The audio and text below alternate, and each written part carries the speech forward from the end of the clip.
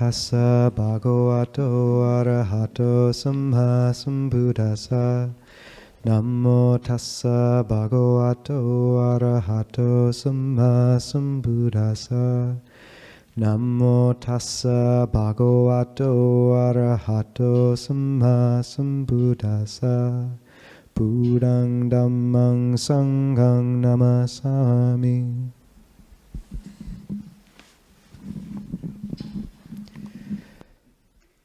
Last week, someone asked a question about what to do when there were distracting sounds, and after the gathering, someone told me that they'd lived in an apartment where the neighbors upstairs were raucous some of the night when they were meditating, and for a while the person would just imagine that there was a little child version of Thich Nhat Hanh running around upstairs. So maybe people can just imagine Thich Nhat Hanh up there kind of ringing the heating system, and I might talk to Skinner about that, but I thought that was quite good. So some of you might have seen we had this wonderful interview with a doctor, PhD, named Marjorie Woollacott 2 weeks ago on Wednesday around near-death experiences and rebirth. And someone asked a question in the chat at the very end, do animals have near-death experiences?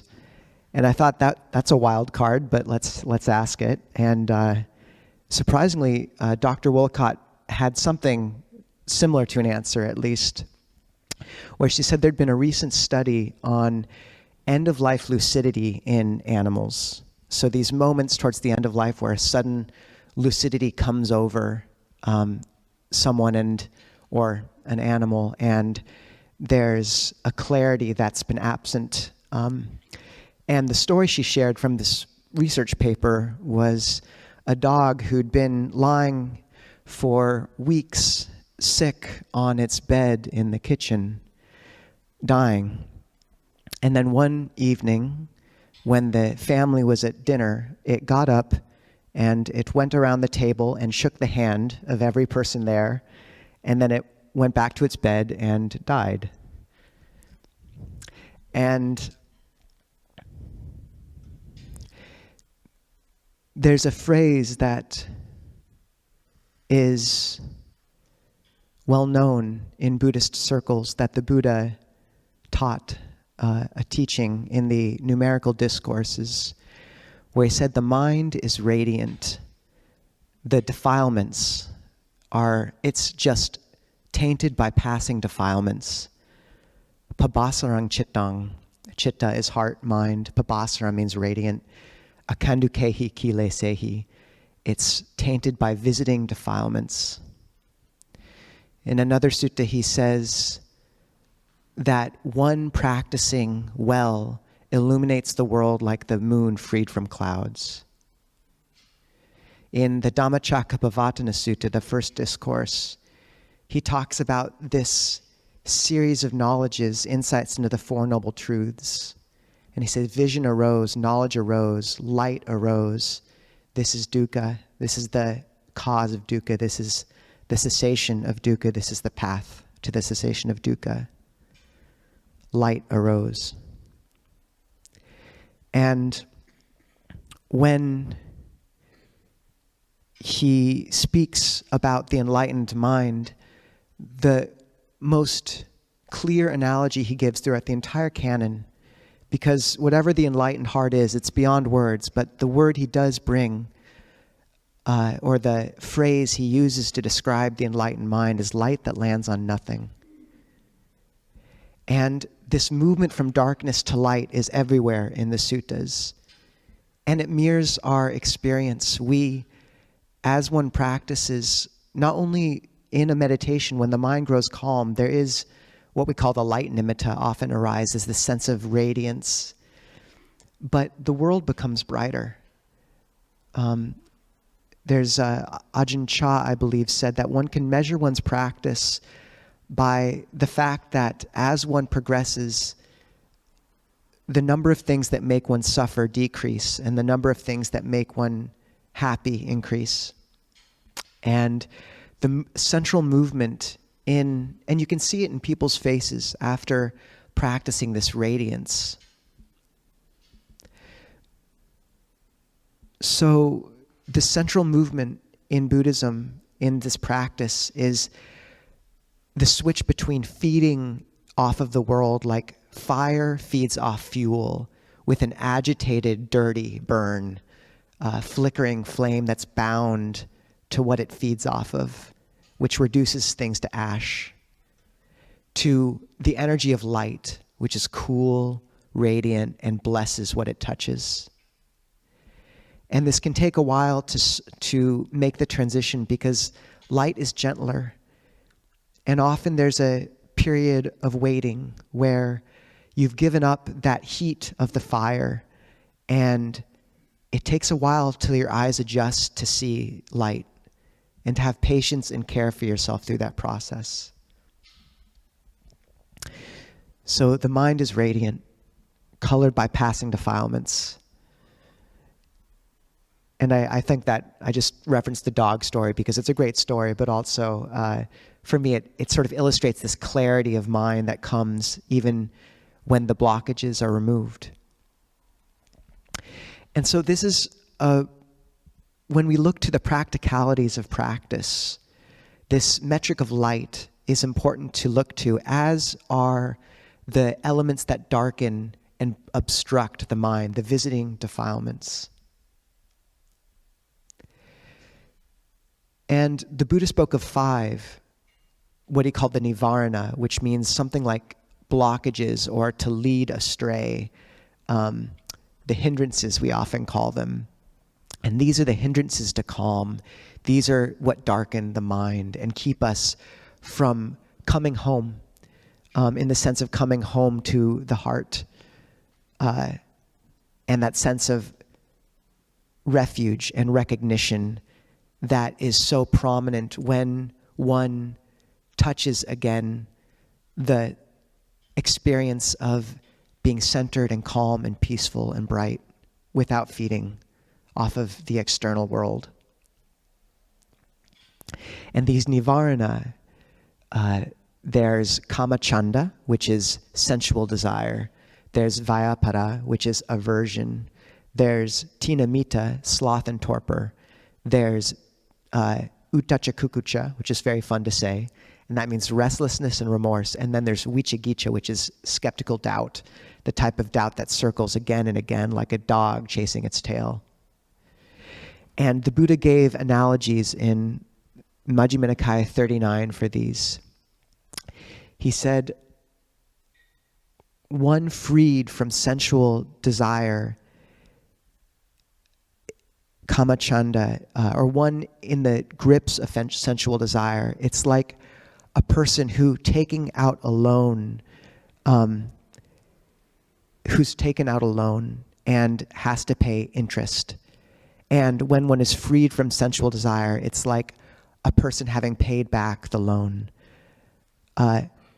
One freed from aversion is like a person who is sick, ill, unable to enjoy their food, and tired, suddenly freed from sickness, freed from illness. Anger is an illness. Tinamita, one freed from sloth and torpor, is like a person who'd been trapped in a dungeon, dark, suddenly freed from imprisonment. One freed from restlessness and remorse is like a person who's enslaved, unable to go where they want, subject to their master's bidding, suddenly freed from slavery. One freed from skeptical doubt is like one who, taking a caravan through a desolate land, unsure if they may gain passage, having passed through. And the mind freed from all 5 hindrances is freedom from debt, freedom from sickness, freedom from a dungeon, freedom from slavery, safe passage. When the 5 hindrances go into abeyance, the mind becomes glad, When the mind becomes glad, rapture arises. When rapture arises, ease arises. The mind at ease grows calm. The calm mind sees clearly, and knowledge and vision of awakening arise. So that sounds great. That's the radiant mind. Wouldn't that be nice? So there's a phrase, a quote, that if you want to teach people to sail, you don't have to teach them to build the ship. Make them love the ocean. That's nice, and it's why Rumi books grace many a bedside table in America, as do Mary Oliver books. But Buddhism's power, it is in learning to love the ocean. It's the sense of remembering again what we are here for, what awakening means and its possibility. But the power of Buddhism and the Buddhist teachings are its practicalities, the fact that it gives us a way to build the ship. We know we want to be better. We know we want to find a way past these hindrances and be loving. And yet here we are at various degrees of neuroticism and suffering, and that's the situation. And what's so powerful about these teachings is they are these practical means of here's how you build the ship. So how do we meditate? How do we actually sustain a practice?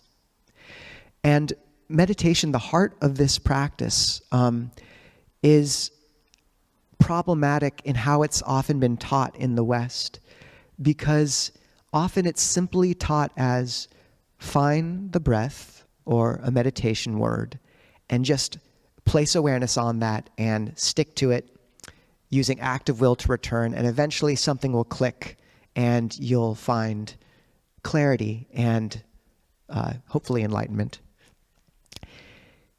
But Ajahn Lee, a famous teacher, said, look, there's two kinds of minds in the world. There's the minds that think very little, in which case this approach of one word or one point can really work. And I think in much of history, people growing up in hillside villages, the pre-modern era, they had this mind which was easily unified.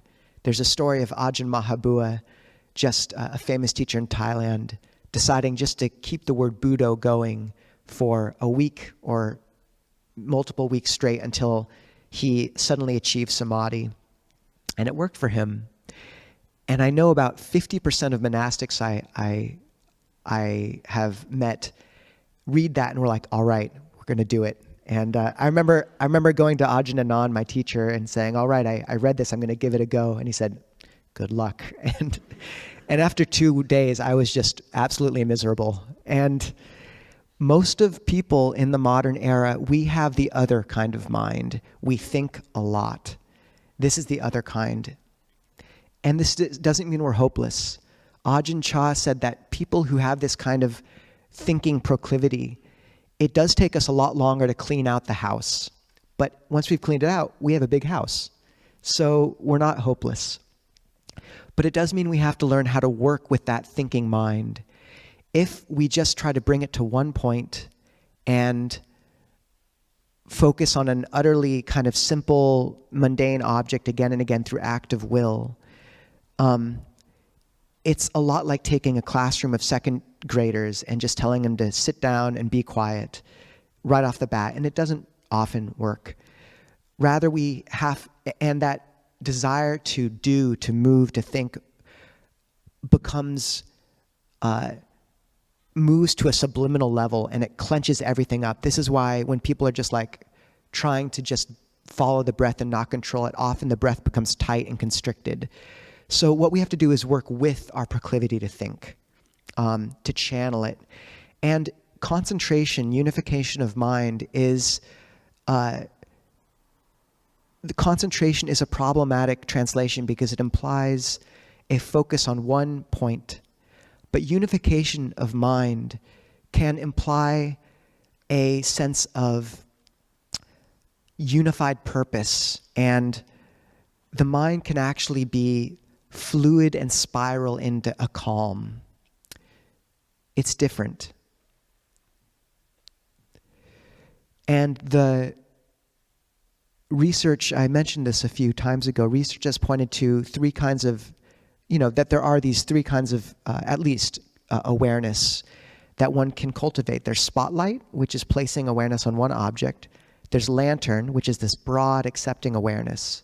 And then there's a third kind of awareness that reads very differently in brain scans, and that's play awareness. And play awareness is fluid, it's interested, it's interesting.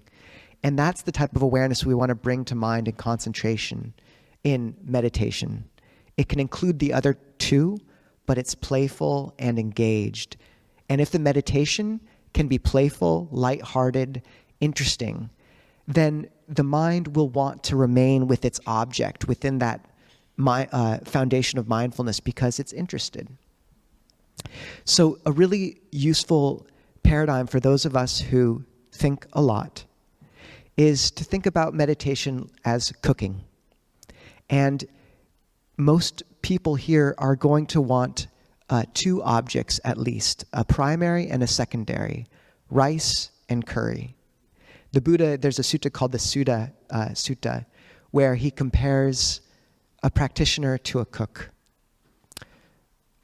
He says, just as a cook would take note of their master's preference and adjust the dish to suit them, even so, a practitioner focusing, abiding, recollecting body in the body, feelings and feeling, mind and mind, Dhamma objects and Dhamma objects, the four satipatthana, sees their mind grow calm and takes note of that.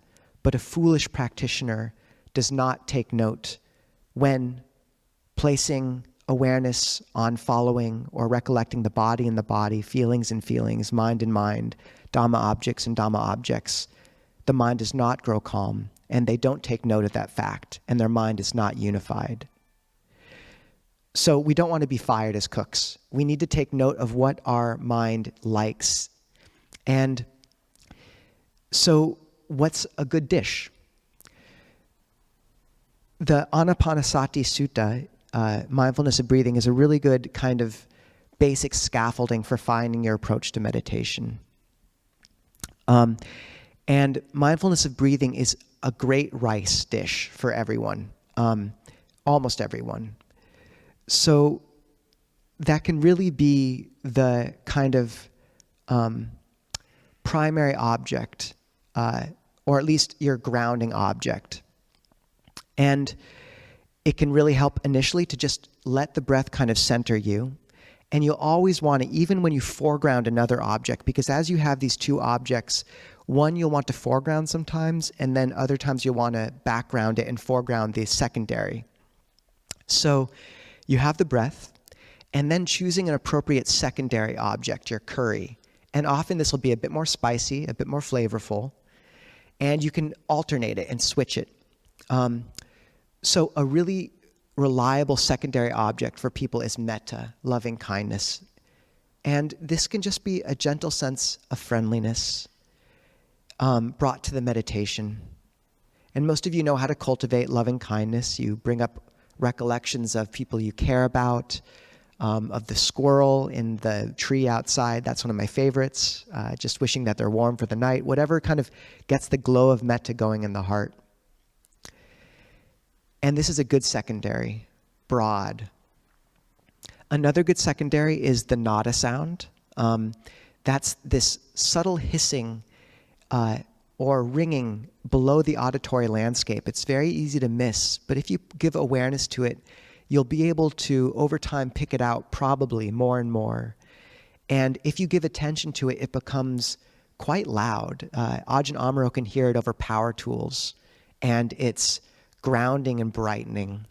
If you need to put earplugs in to pick it out, that's fine, but it's like a good friend. It's a very broad secondary object. And a third secondary is a broad awareness of the body.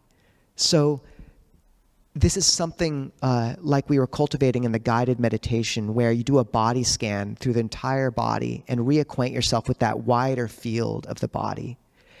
And then even if you come back to one point, like the breath at the nose or the belly or the chest.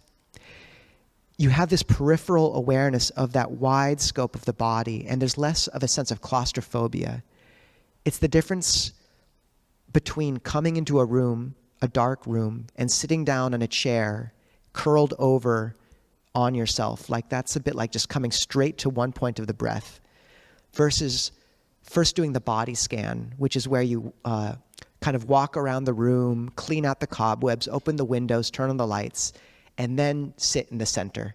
And then, so you've done the body scan, you've circulated, and then you come to the center, and the mind is sort of broad and bright. It's a different feel. So this can seem like a lot, but it's useful to play with and to realize that the secondary objects, you'll notice they have this quality often of brightness, of breadth, and of more active mental engagement. And as you progress through the meditation, you really might find that those secondaries merge. Initially, maybe you do the body scan and then come to the breath at the center, but with this peripheral awareness. But then you might find that the nada sound sort of arises on its own, or a sense of love kind of arises on its own. And that's okay. These things merge because, in a sense, that secondary object, you're resonating with the luminous mind. And the luminous mind has the quality of clarity, of breadth, of loving kindness, and of light. So as the mind begins to unify, all those things will come together. And you'll be breathing, or maybe you'll be breathing. Well, you will be breathing, but hopefully, unless you've reached fourth jhana, in which case you won't. But at the same time, there will be a sense perhaps that you're breathing almost love or light or metta. And light is the other secondary object. As the mind grows calm, you might really notice this sense of brightness coming. And people miss it because they look for, it's called the light nimitta. They look for one ball of light. But rather often it's this whole brightening of the visual landscape. And any of these secondaries, these curries, if you give awareness to them, they'll strengthen. Awareness energizes what you give it to. This is the power of appropriate attention. Yoniso manasikara is it gives energy to what it gives attention to. The issue is that if you only have a secondary and don't have the breath, things can get very vague and ungrounded. So you want both. If you're foregrounding a secondary broad object like loving kindness, you're going to want the breath kind of in the periphery. And you don't always have to, it's really hard to split awareness at the same time. But have faith that if you foreground an object, say you're foregrounding the breath, but just, it can be 90-10, maybe 10% somewhere in the back. Every now and again, check in with your secondary. Is there a sense of friendliness and loving kindness? Do you have some sense of the wider body? And then after you've been with that primary object for a time, you might find the mind grows tired of it. And that's when you bring the secondary object to the fore and background the primary. And maybe at that point you do a more active cultivation of metta contemplation, or focus on light, or do a body scan, a circuit around the body. And that will keep the mind engaged. And the mind may go back and forth between a broad and narrow object until they merge. And you suddenly find that you're at your home base, your center point, following the breath at one spot, but somehow also aware of this whole broad field of the body and awareness. And that's your center.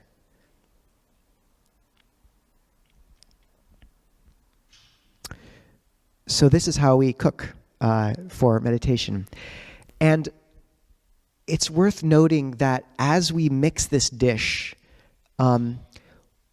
first we're trying to cultivate joy, rapture, what we call piti in Buddhist thought, P-I-T-I. It means also refreshments. It's refreshment. It's etymologically related to the word for drink. And it's this sense of, if you hit on a good object, it'll be like you're soaking up something. You've been so hungry.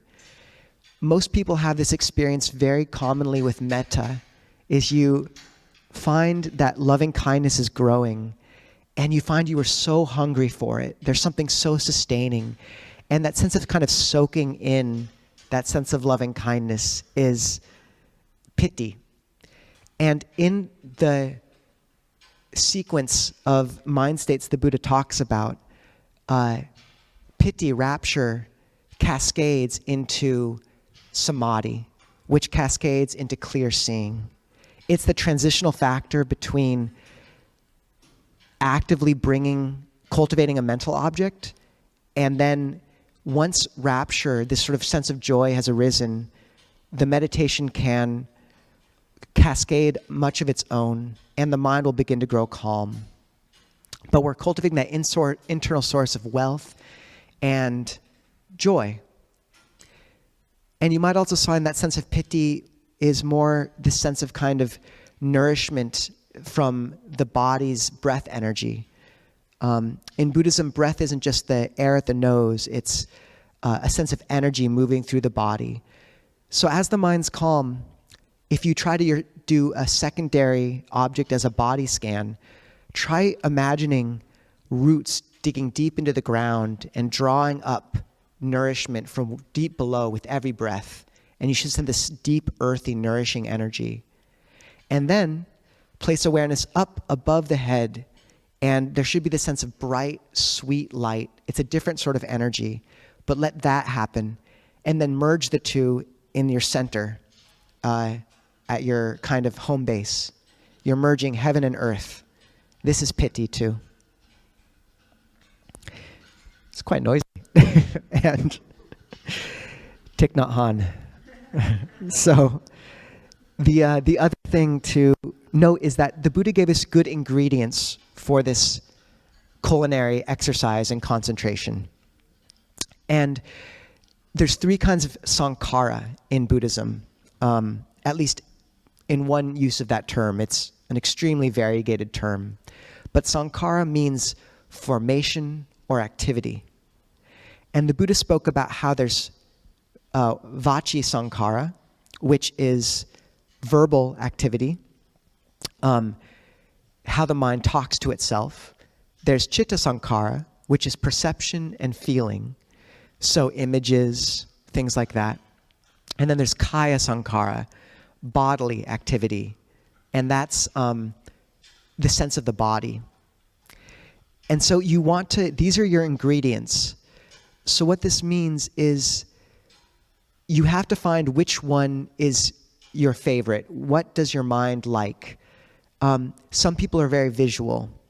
So if you're visual, maybe the way you bring up metta is by using a chitta sankhara, mental activity, a perception, so a memory. Can you think of someone you love gazing at you? Can you imagine an act of giving? Can you imagine the person you're trying to spread metta to on their holding their hand on their deathbed and then holding their hand as a 5-year-old? These are images. Can you imagine a warm, loving flame in the heart of metta or a light? Or maybe your mind is more inclined to vachi sankhara, verbal fabrication, verbal activity. So what's a phrase that works for you? Love, love, forgiveness, friendliness. It's okay. You're doing fine. What phrase works? And then there's kaya sankhara, which is bodily fabrication. And that's just, can you bring your mind to the heart? Not the actual heart, but sort of the center chakra, the station of consciousness of the heart. And just let awareness of metta grow right there. And you can do that with any of these meditations. With the body scan, if you incline towards visual, you can imagine the breath as this white mist coming in and out of the body, or flowing down the spine. Or you can count the breath. 1, 1, 2, 2, up to 10, and then do it again up to 10. But if you're more visual, maybe you just want to imagine the numbers. Write them in light. 1, 2, 3. And you can combine the two, like imagine the numbers where you want to place the breath. 1, 1, 2, 2, or at the heart or at the ground.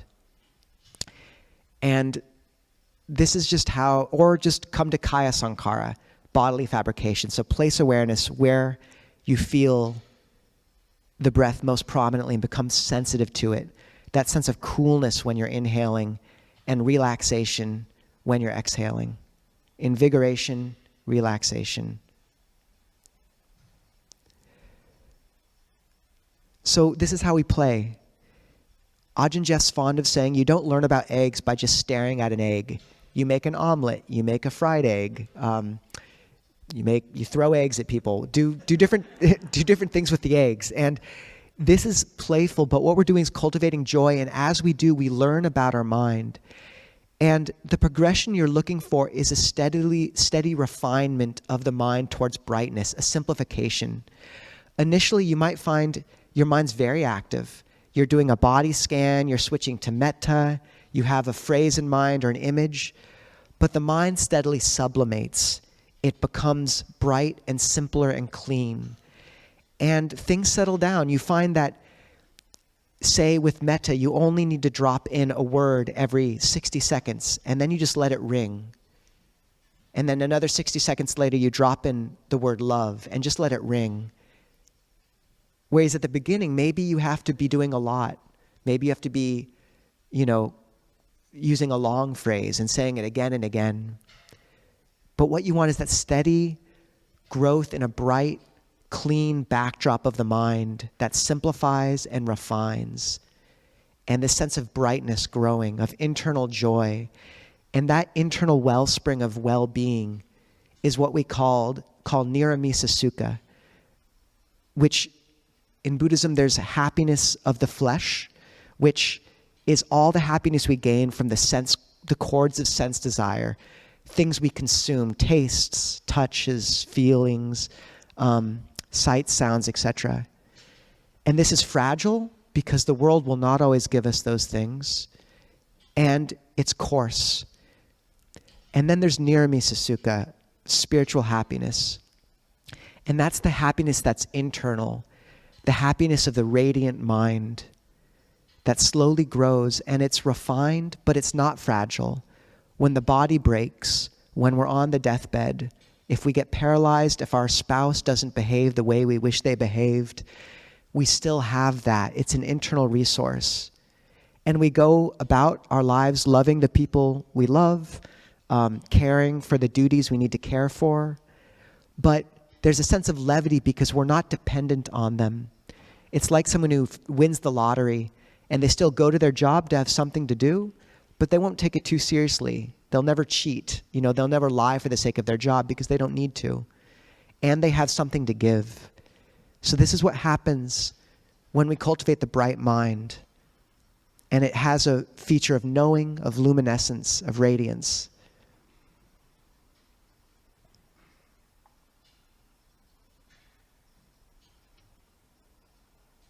Yeah, I can't think of anything else to say. So, good luck.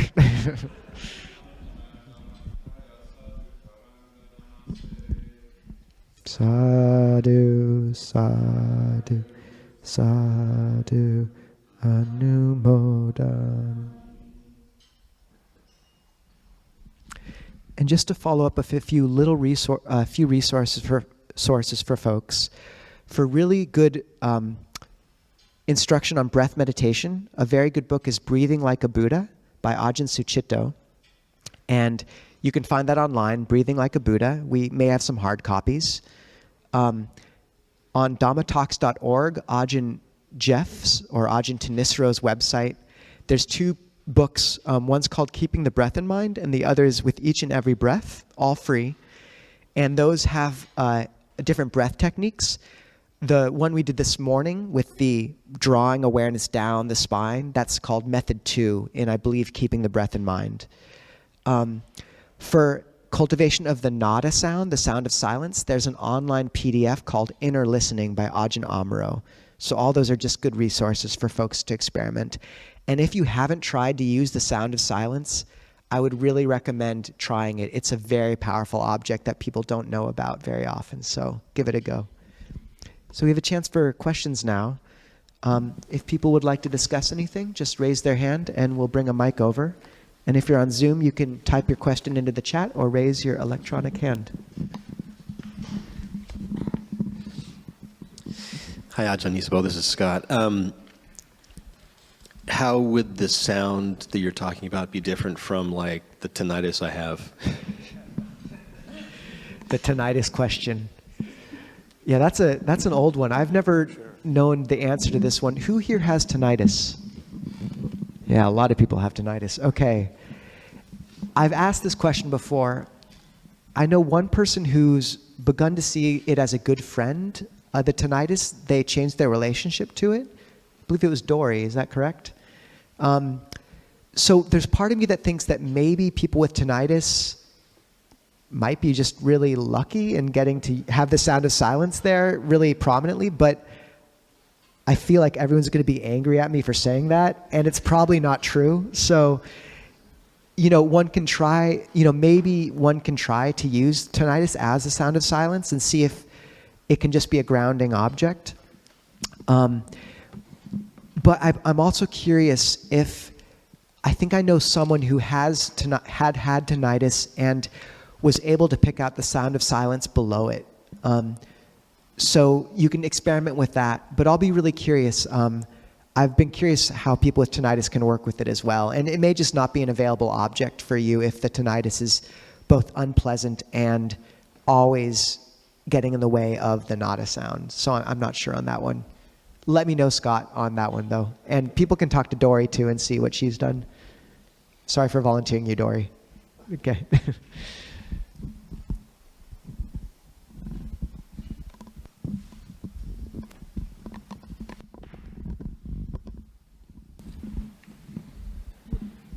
No, not me.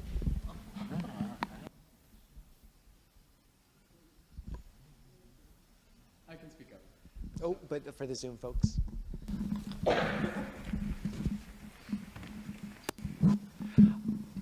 Ajahn Nisabho, when you find your visual field or the mental field brightening, how do you focus on it without, because when we so many teachers who are interested, teach the jhanas, deep jhanas, they're like, don't look at the nimitta, don't look at it, ignore it.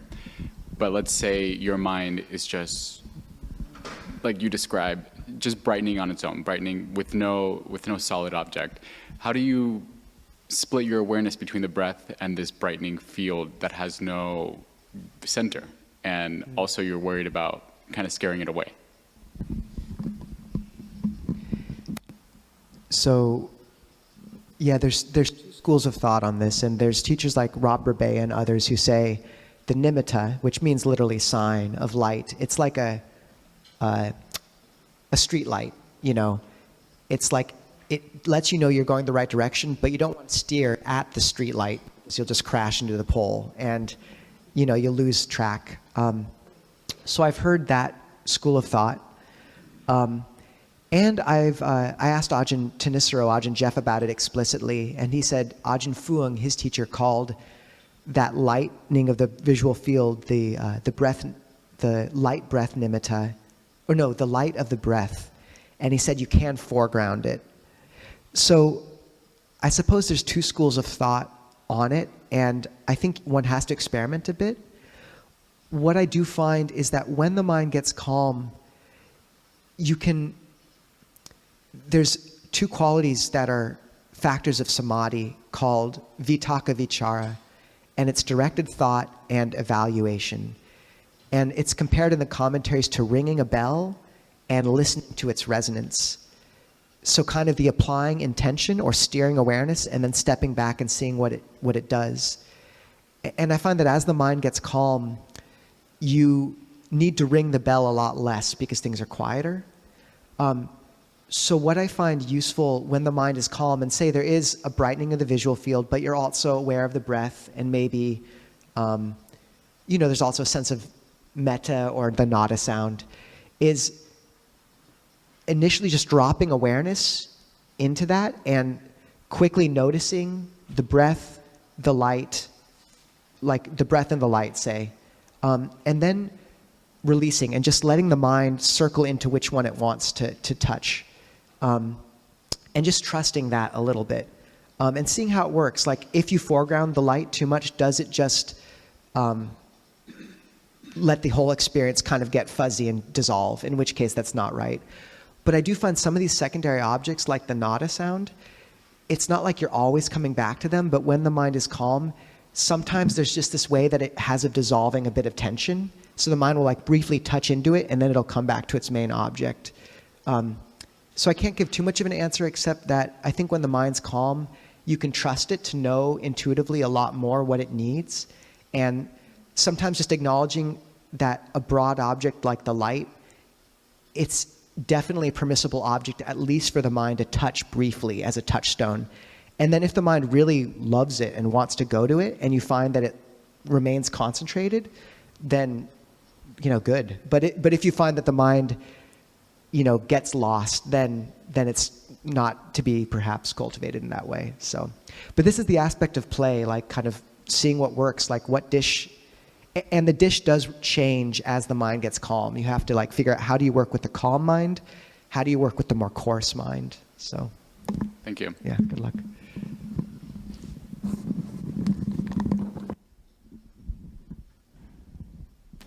Mary raised her hand, and I'm just going to read something from... Please. Okay. Mary, you can go next. There was a comment, where did it go? From Vandana. Nada sound for me is like when you watch a movie and they are showing dark night and there's no sound, but there is subtle sound of silent, which makes it not completely silent, but something is there to keep you interested in the movie, especially if it's a suspense thriller. Suspense thriller. That's good. Okay, and go ahead, Mary. Thank you. Thank you. Hi, Ajahn. Hi, everybody. Before I want to check out an understanding, but I want to give a shout out to whoever is providing the flowers. They have been so beautiful the last weeks. I mean, it really is a gift to see the rug, the flowers, the monk, the Buddha Rupa. It's really a gift. So thank you all. Yeah. Okay, and here's what I want to check out. This enlightened mind is a light that lands on nothing. So that implies to me that there is no object and there is no self. There's no self to perceive an object, and there's no object to perceive. A pause for thought.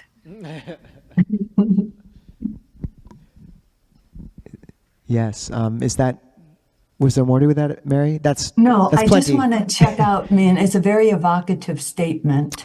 Yeah. And I'm wondering how that can be. And it seems to me that anytime we perceive an object, we are a self, we are perceiving something. Mm-hmm. So if light lands on nothing, then... Yeah. A great question. First, the flowers are beautiful. And yes. Just so people know, all this, these are all skillful means, but and they all have these meanings. It's a language of symbol that's been developed over millennia. So often we'll offer flowers, and that's, people know the Noble Eightfold Path is divided into 3 aspects of morality, concentration, and wisdom. And flowers represent morality, ethics, virtue, because the Buddha said virtue is a scent that carries even against the wind. So flowers have a beautiful scent. Samādhi, concentration, is incense. It's one-pointed. And wisdom, panya, is the candle that provides light. So that's why we offer candle, incense, and flowers. Sila, Samādhi, panya. And these are really nice. Thank you, Juanita and others. As to light that lands on nothing, I've mentioned this before, but someone looked at a carving by Michelangelo of a beautiful stallion he'd made out of a block of marble, and they said, how did you carve that stone into that horse, into that stallion. And he said, the stallion was always there. I just had to chip away what wasn't the stallion. And that was very much the Buddha's approach, is letting go of what we're attaching to. And then what we come to when we've let go of that, he called nibbana. But he left largely undefined because it's beyond words. And as soon as we name it too clearly, it's very almost inevitable that we take it as a self. And you see this problem throughout traditions of the Buddha's teachers got caught in it. And so when he talked about nibbana, he really spoke in terms that are hard to make, to completely lock into a logical framework. There's a famous sutta where Vacchagotta says, where does one who attains enlightenment after death, do they exist? And the Buddha says, does not apply. So Vacchagotta says, do they not exist? And the Buddha says, does not exist, does not apply, Vacchagotta. And just to cover all the bases, Vacchagotta then says, do they both exist and not exist? And the Buddha says, both not exist and exist does not apply. And then just to really finish it up, Vacchagotta says, do they neither not exist nor not exist? No, do they neither exist nor not exist? And the Buddha says, does not apply. And Vacchagotta says, I have no idea what you're talking about. And the Buddha says, this flame, would you say it's burning dependent on fuel? And Vacchagotta says, yes. And the Buddha says, when it goes out, would you say it goes to the north, south, east, or west? And Vacchagotta says, north, south, east, and west do not apply. When it goes out, it's simply reckoned as out. And then the Buddha says, even so, Vacchagotta, that material form by which one trying to identify the Tathagata, the word the Buddha used for himself, would identify him, has been cut off like a palm tree stump, not subject to further becoming. That feeling by which one might reckon or label the Tathagata has been cut off like a palm tree stump, let go of, not further subject to further becoming. That perception, that mental formation, that consciousness. He goes through each of the khandhas, the things that we take as self, and he says each of these is no longer relevant, and these are how we define a being. And so basically, he's short-circuiting all of our conceptual thought and saying, look, it's beyond conception, what happens to the mind, but it's not nothing. And I think that's the beauty of the light that lands on nothing statement is, yeah, he's saying the only way we perceive beings is by their attaching to and alighting on one of the khandhas, on these bodies, everything. But when you remove the attachment to that, what's left, it's not nothing. It's radiant. It's beyond time, but it's utterly beyond reckoning.